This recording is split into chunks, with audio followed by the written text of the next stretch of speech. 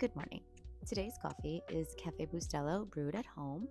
It is freezing today. Today is probably a special day for a lot of people, but in the spirit of today, I wanted to talk about love and breakups, actually. A lot of people do talk about, breaking up with their partner and how devastating that can be. It can end amicably. It can end fiery, horribly, disastrously. But not many people talk about another important relationship that, can have breakups. And they're breakups with your best friend or a really close friend. And those can be just as devastating and just as hard. And it can also end both ways amicably. It can end very disastrously. And it can also just end and fade. And I've had my fair share of different kinds of friendship breakups. When you're younger, you are prone to a lot more toxic friendships. Not that you don't have them as an adult. You have them as an adult, but hopefully as an adult, you can kind of clock the red flags when they're there. And at that point, it's your choice whether to continue on with the friendship and deal with it, or let that person go because they no longer serve a purpose to make you a better person. They become a person that gets you angry, makes you feel bad about yourself, makes you feel like shit some of the time or most of the time.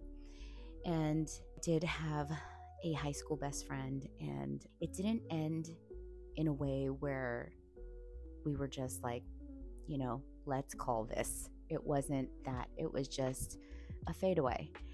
And it was a choice that I had to make because I no longer, or actually felt that I never felt worthy around her.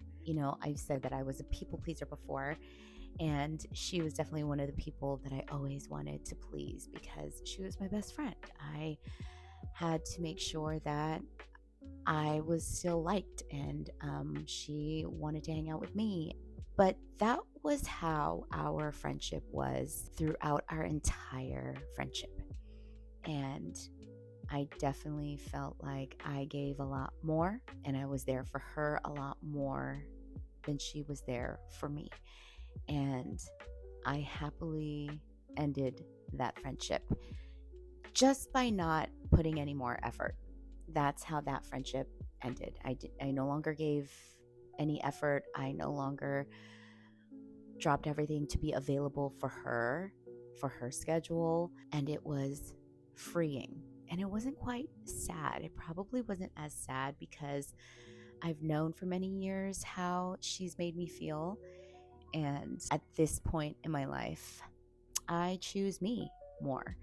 And I'm glad that I do because I'm much happier with the friendships that I do have. Right now, I am surrounded by beautiful humans who are great friends and who hold space for me.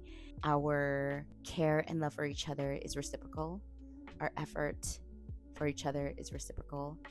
And I am grateful. And that is because I found deep love for myself.